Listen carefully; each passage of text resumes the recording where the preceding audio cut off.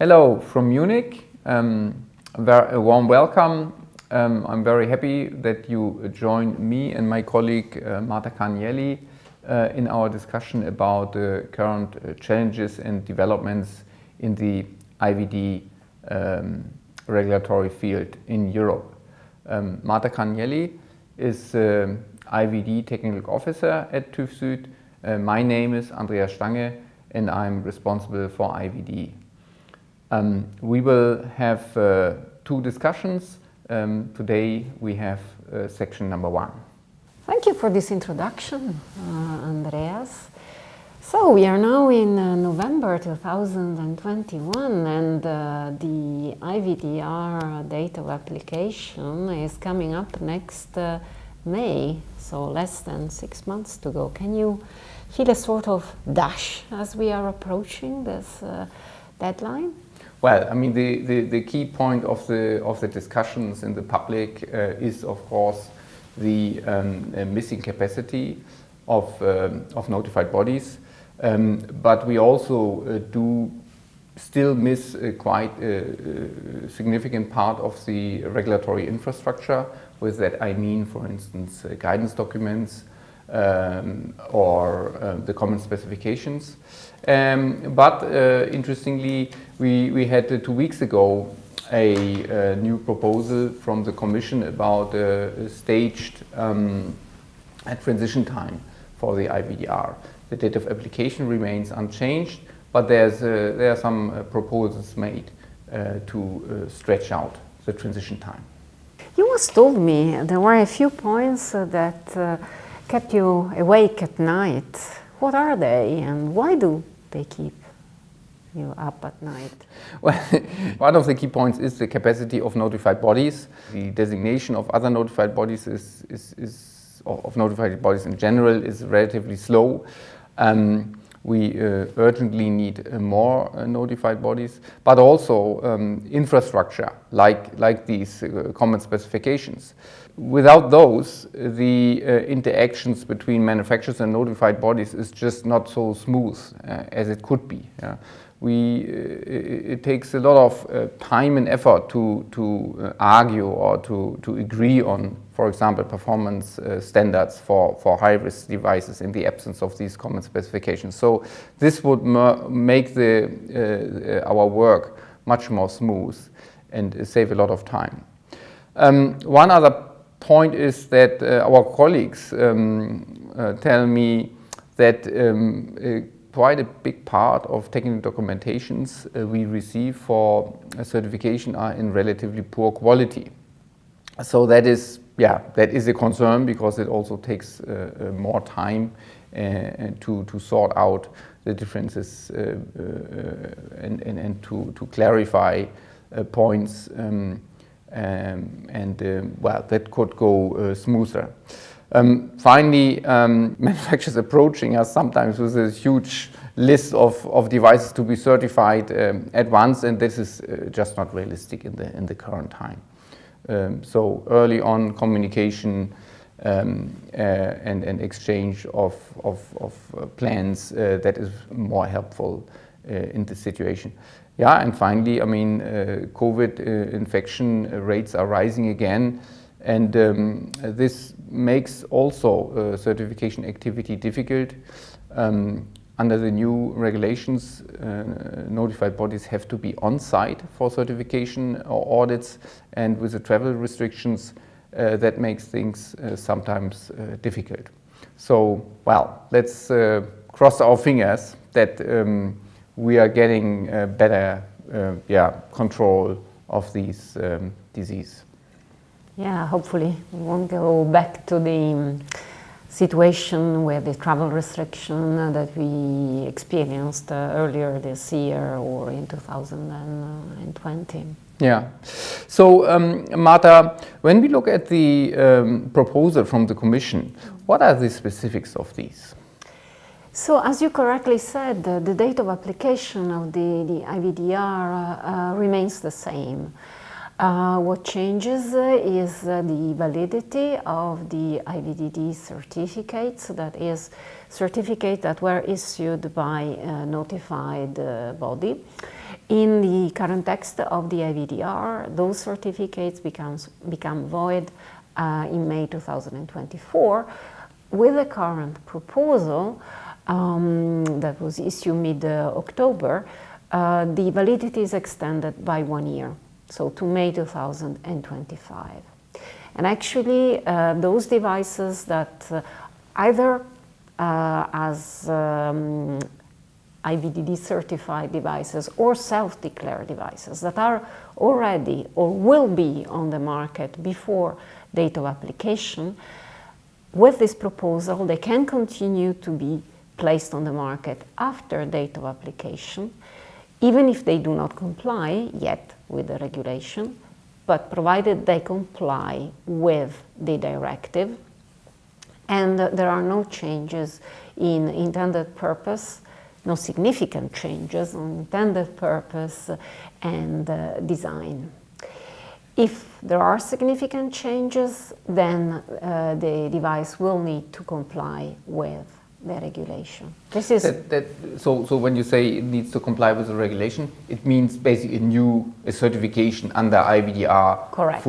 Like a full certification is needed, right? Correct, exactly.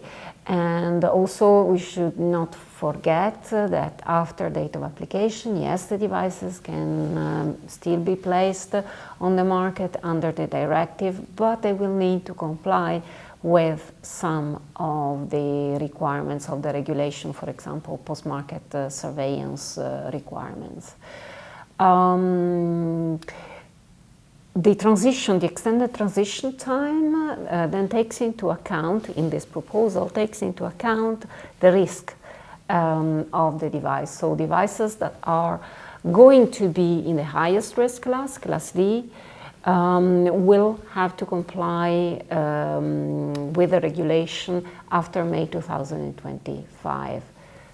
Class C devices after May 2026. And class B and A sterile after May 2027. So they get a few additional years, provided there are no significant changes.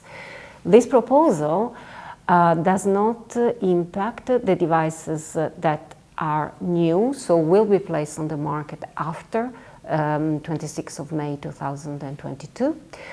Or self-declared devices, so devices that will remain self-declared under the regulation Class A non-sterile devices. Yeah, I see. So what do you think? Will these changes provide the desired relief of the system? Well, they will bring some relief, but I think there will be you still have some factors that will keep you awake at night, because the condition to be able to benefit from this extended transition period, as we said, is that there are no significant changes to design or intended purpose of the device. And this can happen, these significant changes can happen quite frequently. So the question mark is how many of IVDs will be able to benefit from this extended transition period in full. But it will definitely give a little bit extra time. What are the next steps then? So this is still a proposal from the Commission.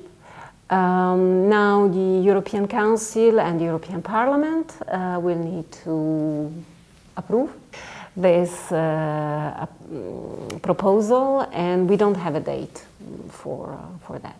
Mm-hmm. Okay, so we can only wait. So Marta, besides certifying IVDs, what else is TÜV doing supporting the IVDR implementation?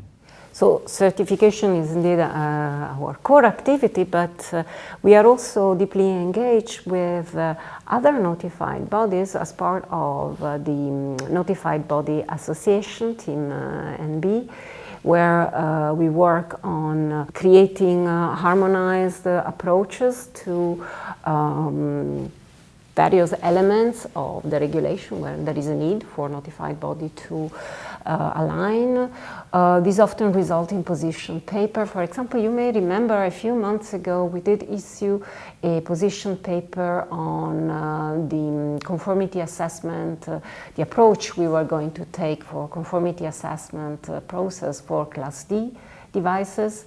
We also recently started delivering IVD-specific trainings, always within notified bodies, maybe to share the knowledge. A couple of weeks ago, we ran a training on technical documentation and performance evaluation. Besides the proposal from the Commission, what are the recent regulatory developments in the IVD field? Well, the activity has been quite intense in the past few months.